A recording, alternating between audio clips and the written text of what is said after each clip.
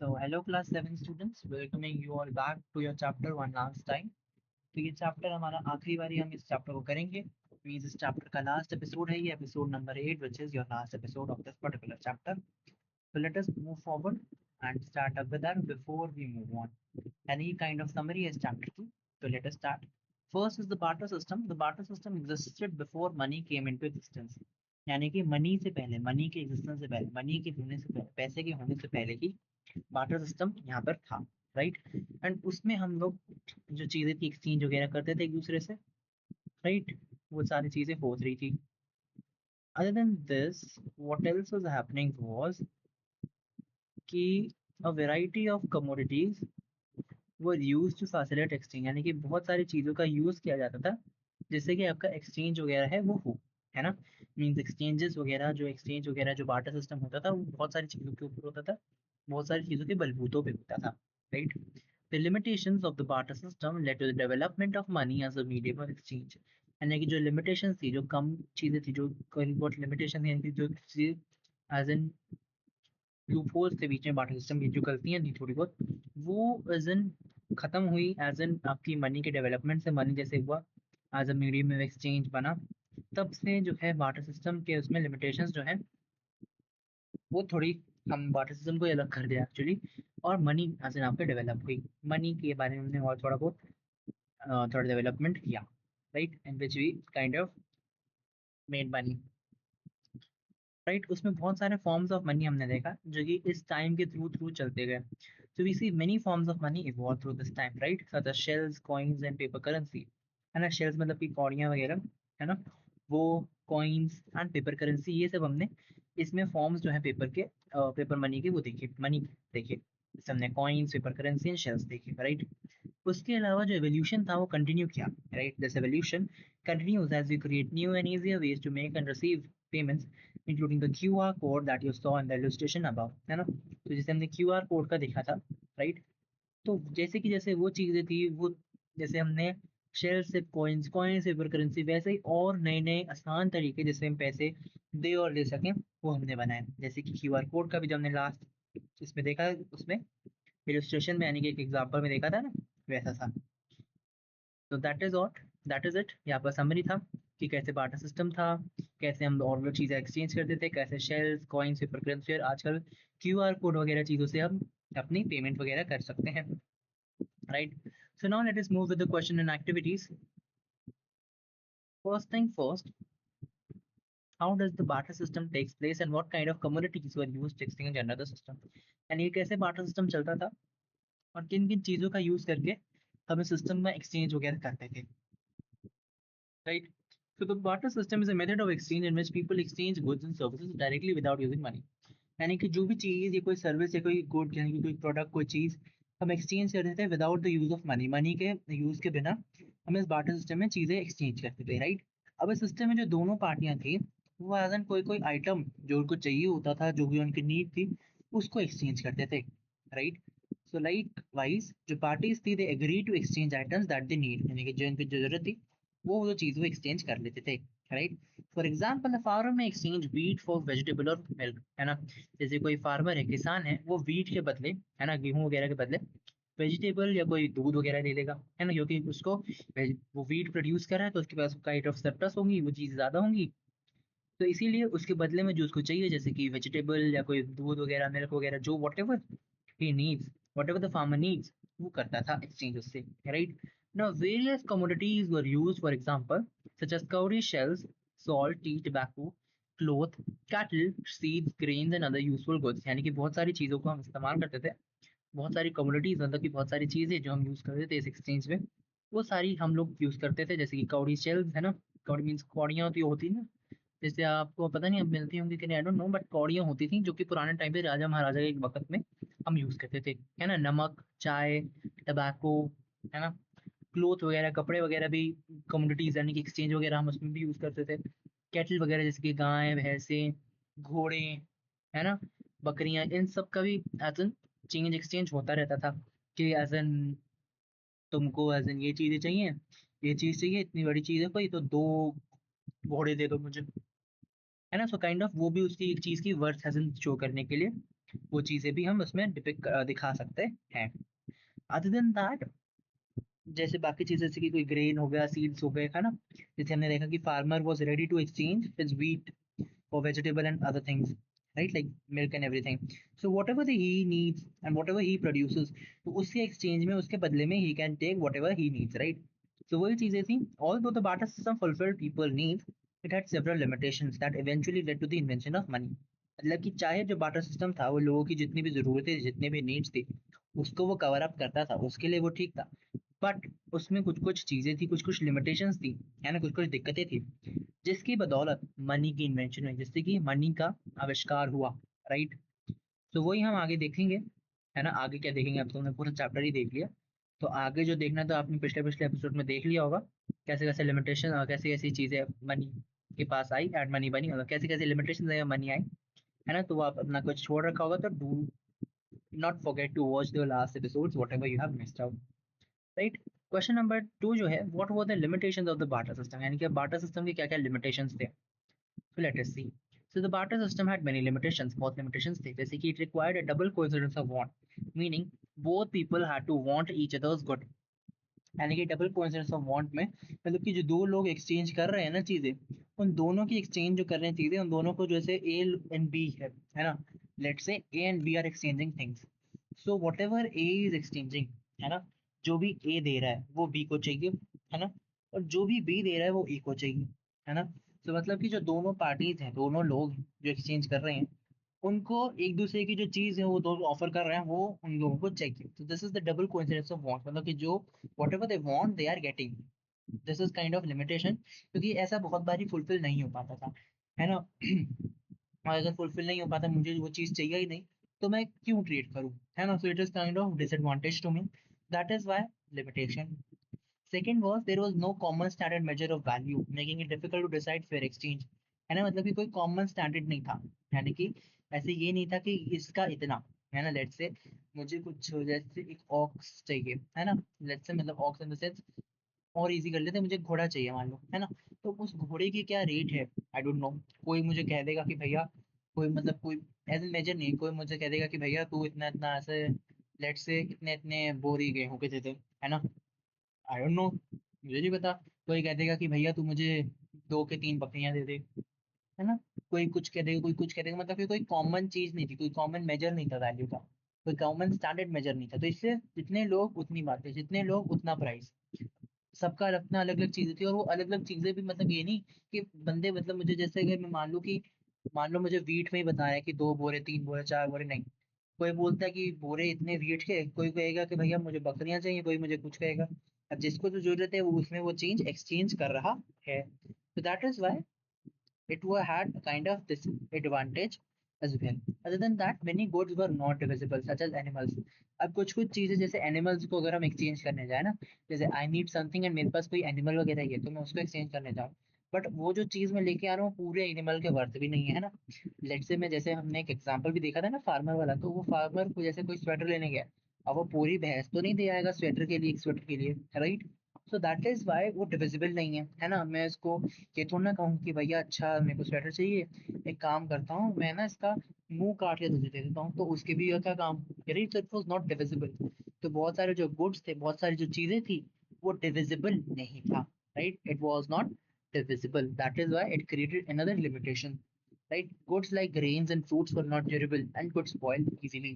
मतलब कि ड्यूरेबल मतलब कि लंबे टाइम तक उसकी लॉन्गिटिविटी नहीं थी, उसकी काइंड ऑफ एक्सपायरी डेट थी, है ना. मतलब कि ज्यादा देर तक रह नहीं सकता था, इसलिए that was not very much durable, और easily that can be spoiled as well, मतलब कि खराब भी होने का उसका डर रहता था, right. Other than this, carrying bulk goods from one place to another cause portability problem, यानी कि एक जगह से दूसरी जगह चीजें लेके जाने में, बल्कि बल्कि गुड्स यानी कि बहुत बड़ी बड़ी चीजें लेके जाने में पोर्टेबिलिटी इश्यूज और प्रॉब्लम्स भी आती थी. यानी कि पोर्टेबल चीजें जैसे कि एज इन पॉकेट में लेके चले जाओ, या एज इन एक दो चीजें हाथ में पकड़ के ले जाओ, वो तो चलो ठीक है अब लेके चले जाओगे, लेकिन कुछ उससे भी ज्यादा चीजें होती थी, अब वो मेनी थिंग्स, उसको आप एक जगह से दूसरी जगह लेके जाओगे, that causes your portability problems और issues, right. Now moving forward, transactions took more time and effort, यानी कि आपको एक काम है ना, कि कोई चीज ले रहे हो उसके लिए जितना पैसे देना, जिसके लिए उसके लिए जितना कोई चीज देनी है, उसके लिए बहुत झंझट होता था, right? That is why these problems led to the development of money. इन सारी दिक्कतों के चलते मनी का आविष्कार हुआ, पैसे का आविष्कार हुआ, right? Question 3, what were the salient features of ancient Indian coins? देखते हैं कि क्या क्या फीचर्स थे इंडियन कॉइन्स के पुराने जमाने में। So ancient Indian coins had several important features. First they were made of gold, silver, copper, iron और अलॉयज, यानी कि वो गोल्ड, सिल्वर, इन सारे मेटल्स के बनते थे, या फिर अलॉयज मींस दो मेटल के मिक्स के बनते थे, right? Other than that they were called करश पन्नास और पन्नास, यानी कि इनको करश पन्नास या पन्नास बोलते थे, right? Coins are minted under the authority of rulers, यानी कि उस टाइम पे क्योंकि अथॉरिटी रूलर्स की थी, मतलब रूलर लोग जो किंगडम के राजा वगैरह वो लोग चलाते थे, तो जितने भी कॉइन्स का प्रोडक्शन होता था वो सारा रूलर्स के अंतर्गत उनके नीचे होता था, राइट? जैसे आजकल में तो आरबीआई होता है इंडिया में, बट उस टाइम पे rulers were doing all that things, right? They carried symbols, animals, deities, kings, queens, trees, hills and other designs, यानी कि उनपे कोई किंग की पिक्चर, क्वीन की पिक्चर, कोई जानवर की पिक्चर, कोई डाइटी की पिक्चर, ऐसे ऐसे सिंबल्स होते थे, right? Coins help promote trade within India and with foreign countries as well, यानी कि जो कॉइन्स थे उनकी वजह से हम लोग ऐसे जो ट्रेड वगैरह था वो अपना इंडिया में तो कर ही सकते थे, बट बाकी ज्यादातर जो फॉरेन कंट्रीज थी उनमें भी we can easily trade things, right? तो काइंड ऑफ आपका ट्रेडिंग में भी this kind of help, right? और जो पावरफुल किंगडम्स थे they had coins that were accepted over large regions, यानी कि जो ज्यादा अच्छे अच्छे मजबूत मजबूत पावरफुल किंगडम्स थे उनकी जो कॉइन्स थे ना वो दूर दराज एरिया तक चलते थे, दैट इज व्हाई उसमें भी ट्रेड जो था वो काइंड ऑफ अच्छा अच्छा आपका प्रमोशन उसकी ट्रेड की अच्छे से बढ़ जाती थी, right? So these all features में से भी मटेरियल उनको क्या बुलाते थे, कैसे उनकी उनकी प्रोडक्शन की अथॉरिटी किसकी थी एंड ऑल अदर थिंग्स, वो सारे जो फीचर्स थे वो आपके कॉइन्स को एज एन एक इम्पॉर्टेंट और एक ट्रस्टेड मीडियम ऑफ एक्सचेंज बनाते हैं, जिसमें आगे आपकी जो करेंसी है उसके काइंड ऑफ एक ऐसा एक्सचेंज होता है जो कि आपका सारे लोग मानते हैं और एक काइंड ऑफ इम्पोर्टेंट भी उसको मान्यता भी देते हैं, right? So that is it. Next question देखते हैं। So that is how has money as a medium of exchange transformed over time? तो पैसे कैसे कैसे धीरे धीरे करके उसके ट्रांसफॉर्म हुए हैं, तो वो देख लेते हैं। सो right, money has evolved continuously over time, right? Initially people use barter system, है ना, पहले तो लोग barter system यूज करते थे, है ना? Later communities like cowrie shells, cattle, salt and tea were used as money, यानी कि ऐसे communities में, है ना, जैसे cowrie shells and everything, cattle वगैरह के बदलों में ऐसी चीजें होती थी, उनको as a money यूज करते थे, right? Then metal coins made from gold, copper, silver and iron or their alloys replaced the communities, यानी कि फिर coins आ गए, metal coins आ गए, है ना? और जैसे जैसे ट्रेड बढ़ा, ट्रांजैक्शन ज्यादा डिनोमिनेशन की हुई, तो उसमें पेपर करेंसीज आ गई, right? So trade increase, paper currency became popular because it was easier to carry, क्योंकि उनको कैरी करना, काम करना उससे आसान था, तो पेपर करेंसी इसमें आ गई, है ना? एंड आजकल के जमाने में for today today modern technology has introduced digital money, है ना? आज के जमाने में मनी यानी कि coins and digital coins and paper money के अलावा डिजिटल काइंड ऑफ मनी भी यहाँ पे हमारे पास आ चुकी है, जिसमें आपकी UPI, debit card, credit card, internet banking, QR code, payments in everything, जो भी ट्रांजैक्शन को आसान बनाती है और अच्छा जल्दी जल्दी बनाती है, वो सारी चीज़ें यूज होती हैं, राइट? तो यही चीज़ें लिखी हैं that this makes your transactions quick, safe and convenient. So these all things are used as a pure kind of medium, है ना? जैसे पहले बार्टर सिस्टम था, then cowrie shells, cattle and everything, then metal coins, then your paper currency and then your digital money that will include your UPI, debit card, credit card, internet banking, QR code, and every other thing which we are using in our day-to-day life today, right? Next question पढ़ते हैं. That is your question number 5. What steps might have been taken in ancient times so that Indian coins could have become the medium of exchange across the countries? यानी कि countries के exchange के लिए क्या क्या चीजें हम लोग उसमें change कर सकते थे, तो देखते हैं. So Indian coins become accepted in other countries because of increasing trade and trust people had in them.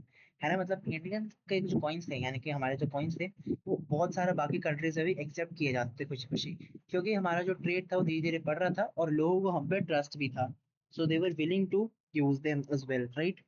Some important steps हुआ, मतलब ऐसी ऐसी चीजें करने में कि और आगे आगे दूसरी दूसरी कंट्री से भी यूज हुए, क्या कर सकते थे, तो दैट जो थिंग्स थी, जो चीजें थी वो देखते हैं. So rulers ensure the quality and purity of coins, यानी कि जो रूलर्स थे, जो राज कर रहे थे, जो कॉइन्स बना रहे थे, प्रोडक्शन में काइंड ऑफ अथॉरिटी थी उनकी, वो एज इन कॉइन्स की प्योरिटी की, प्योर मेटल से अच्छे, जो हमारा मेटल हमने जो बोल रखे है उससे बने, है ना, प्लस उसकी क्वालिटी, यानी कि जैसे जिस अच्छी सी क्वालिटी से बन रहा है वो भी अच्छी हो, राइट।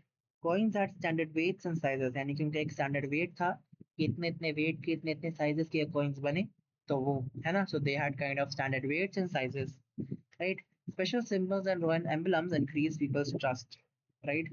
मतलब कि जितने अच्छे अच्छे सिंबल्स थे, रॉयल एम्बलम्स थे, उन लोगों ने, है ना, जो कॉइन्स के जो सिंबल बने होते हैं ना, जैसे आपके फ्रंट साइड बैक साइड में, जैसे अपर्स एंड रिवर्स, उसमें बहुत अच्छे अच्छे एम्बलम, बहुत सिंपल अच्छे से, जिससे लोगों का ट्रस्ट उस पर बनता था, right. Merchants carry Indian coin during the trade with foreign countries, यानी कि जो फॉरेन कंट्रीज पे जब ट्रेड करने जा रहे हैं, तो जो इंडियन मर्चेंट्स थे वो इंडियन कॉइन्स लेके जाते थे ट्रेडिंग के लिए, so kind of showcasing that as well, right. Strong trade relations help Indian coins gain international acceptance, यानी कि इतना अच्छा अच्छा जो ट्रेड रिलेशंस थे इंडिया के, है ना, उसने इंडियन कॉइन्स को एज एन इंटरनेशनल एक्सेप्टेंस, यानी कि पूरे ओवरऑल वर्ल्ड में काइंड ऑफ एक्सेप्टेंस दिखाने में, दिलाने में काइंड ऑफ हेल्प करी, राइट।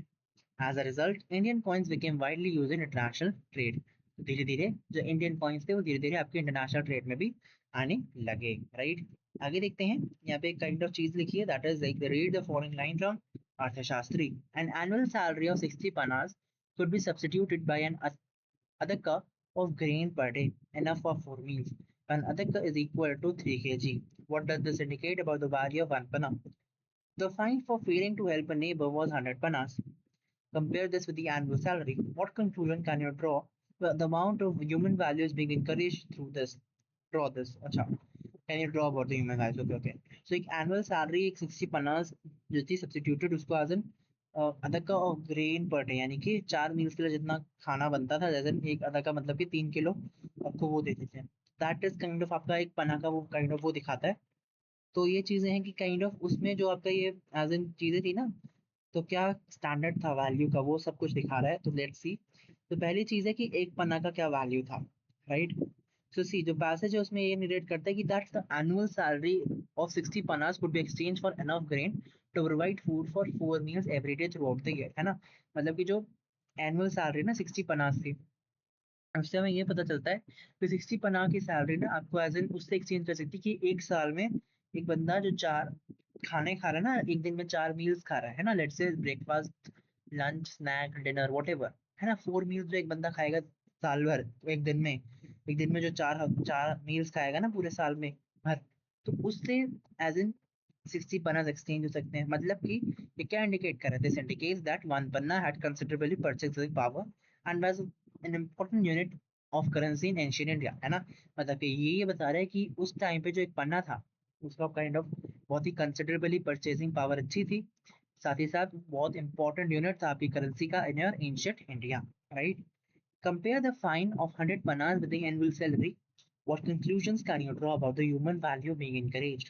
है ना, जो फाइन था 100 panas का वो ग्रेटर था, as in the fine of 100 panas was greater than a person's annual salary, है ना। मतलब कि बंदे की पूरी साल भर की सैलरी 60 panas की और फाइन जो था 100 panas का उससे ज्यादा था, राइट। मतलब कि this shows that helping neighbours was considered a very important social responsibility, है ना। मतलब कि जो ये है, यानी कि अपने आस पड़ोस लोगों की मदद करना बहुत ही ज्यादा अच्छी सोशल रिस्पॉन्सिबिलिटी मानी जाती थी, right. The severe punishment encouraged values such as kindness, cooperation, compassion, responsibility and concern for others, यानी कि इन सारी जो पनिशमेंट थी वो ये इंकरेज करती थी कि लोगों के प्रति एज एन आसपास लोग जो हैं उनके लिए एज एन काइंडनेस जगाएं, कोऑपरेशन, कंपैशन और रिस्पॉन्सिबिलिटी और कंसर्न भी जगाएं दूसरों के प्रति, राइट। तो ये सारी चीजें थी, right. Other than that question number 7 क्या है देख लेते हैं।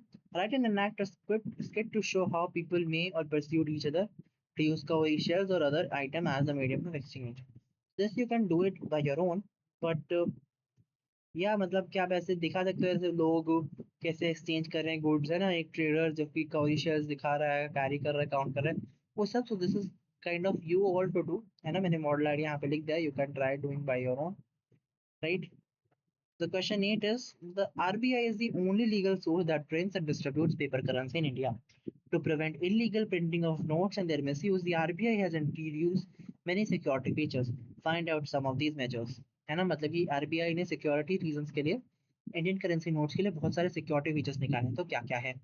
So let us see. The RBI has introduced several security features to prevent fake currency. Some important features are watermark of Mahatma Gandhi, यानी कि महात्मा गांधी का ऐसा निशान उस हर एक नोट में होता है, so that is watermark, right?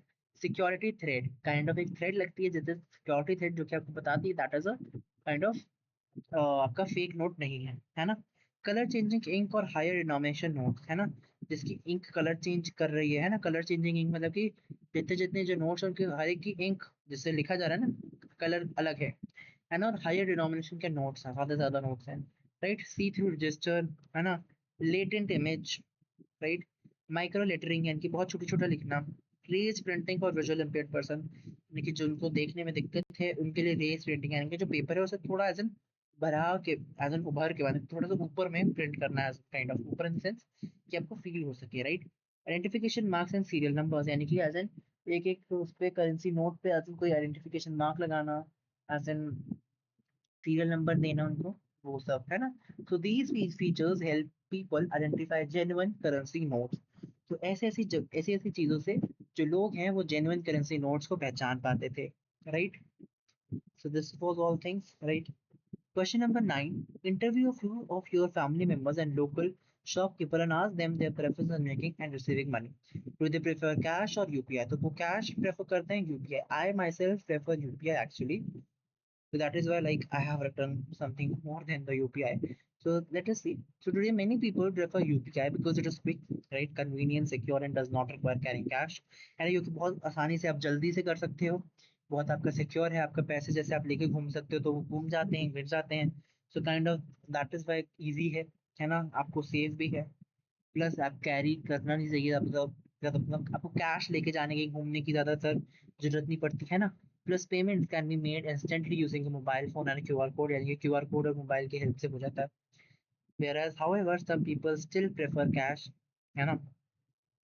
आजकल भी बहुत लोग कैश ही प्रेफर करते हैं ज़्यादा, जैसे जहाँ पे इंटरनेट कनेक्टिविटी पुअर है या फिर छोटे मोटे परचेजेस के लिए, है ना, जैसे 1-2 रुपए के लिए या फिर छोटे मोटे और मतलब थोड़े ज़्यादा उसके लिए, जितने छोटे परचेजेस के लिए क्या है, वापस फोन खोल के करना, पैसे पकड़ा दो, है ना? और जो ये एज एन यूपीआई वगैरह उसमें आपका नेट भी चलता है। अब जहाँ पे जिन जगह पे आपके पास नेट नहीं है, तो फॉर दैट इन केस आपका वहाँ पे कैश ज्यादातर होता है। प्लस जो एल्डरली पीपल होते हैं, यानी कि जो बुजुर्ग लोग होते हैं, वो ज्यादातर कैश को यूज करना they find much easier than UPI. So overall I would say both cash and UPI are widely use depending on the situation and personal preference, you can change, right? So that is it for the whole chapter. अब यहाँ पे मैंने एक chapter summary prepare करी है, so kind of you can read this out, right? So let us see. The barter system was earliest method of exchange, right? I'll just read it out. If it had limitations such as double coincidence of bonds, lack of a common measure of value, divisibility, portability, and durability problems, money was introduced to overcome these difficulties. Money performs four main functions: medium of exchange, store of value, standard measure of value, and standard of deferred payment.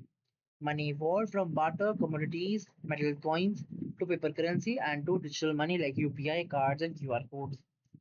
Today, the Reserve Bank of India or RBI is responsible for issuing paper currency in India, right? So these all were this is your chapter summary. तो इसी के साथ आपका ये जो chapter था that was your from barter to money खत्म होता है आज के लिए, और अब इस चैप्टर के लिए इतना ही. We'll meet you very soon with the next episode of the very new chapter of your economics, maybe in the same timeline as well. तो देखते रहिएगा आगे क्या होता है क्या नहीं होता. सो एपिसोड 1 के लिए इतना ही. इसके आगे का एपिसोड 1 टू एपिसोड 8 आपके आ चुके हैं, प्लेलिस्ट इसकी बन चुकी होगी. So if you have missed any episode, not forget to watch that episode particularly. तब तक के लिए, आगे आने वाले एपिसोड के लिए, आगे आने वाली चीज़ों के लिए, आगे आने वाले चैप्टर के लिए तैयार रहिएगा. मेरी तरफ से बस आज के लिए इतना ही. And I'll meet you all very soon with the very next chapter of your economics, and maybe the same timeline, या फिर अगर आपकी चेंज होगी तो whatsoever. तो तब तक के लिए bye bye, and we'll meet you very soon with the next chapter. So bye bye class, and thank you all.